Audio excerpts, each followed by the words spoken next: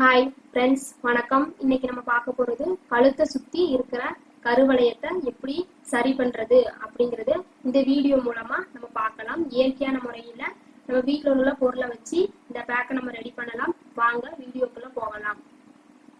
First coffee தூள் எடுத்துக்கோங்க ஒரு பாக்கெட். ரெண்டாவது ஒரு லெமன் எடுத்துக்கோங்க. மூணாவது பேக்கிங் சோடா. இது மூணு தான் வச்சு இந்த பேக்கை நம்ம ரெடி பண்ணலாம். ஃபர்ஸ்ட் இந்த காபி தூள் ஒரு பாக்கெட் போட்டுக்கோங்க.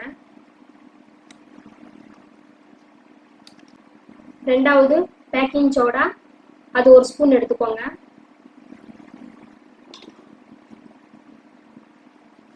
அரை லெமன் எடுத்துக்கோங்க.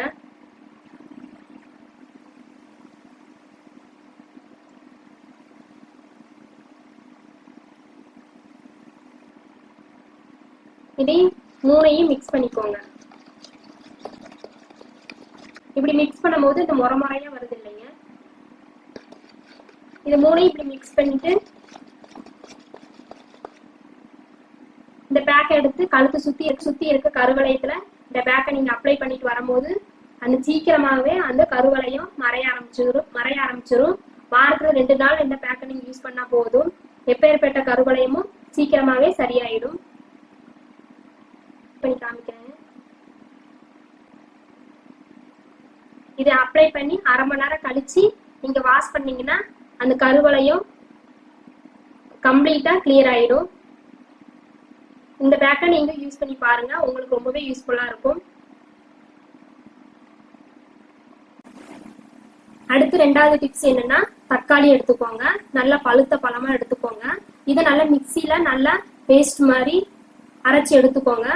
எடுத்ததுக்கு அப்புறம் ஒரு பழத்தை நல்லா அரைச்சி பேஸ்ட் மாதிரி ரெடி பண்ணிக்கோங்க. இதோட ஒரு ஸ்பூன் கடலை மாவு எடுத்துக்கோங்க.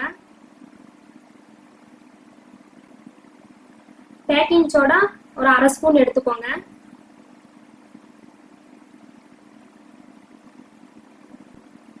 அரை லெமன் எடுத்துக்கோங்க.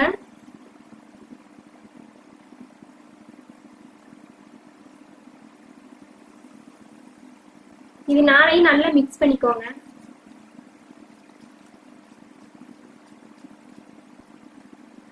மிக்ஸ் பண்ண இந்த பேக்கை கழுத்தை சுத்தி கருவளையம் இருக்கிற இடத்துல அப்ளை பண்ணி ஒரு 1/2 hour கழிச்சு நீங்க வாஷ் பண்ணீங்கன்னா அந்த கழுத்தை சுத்தி இருக்கிற கருவளையம் சீக்கிரமாவே மறைய ஆரம்பிச்சிடும்.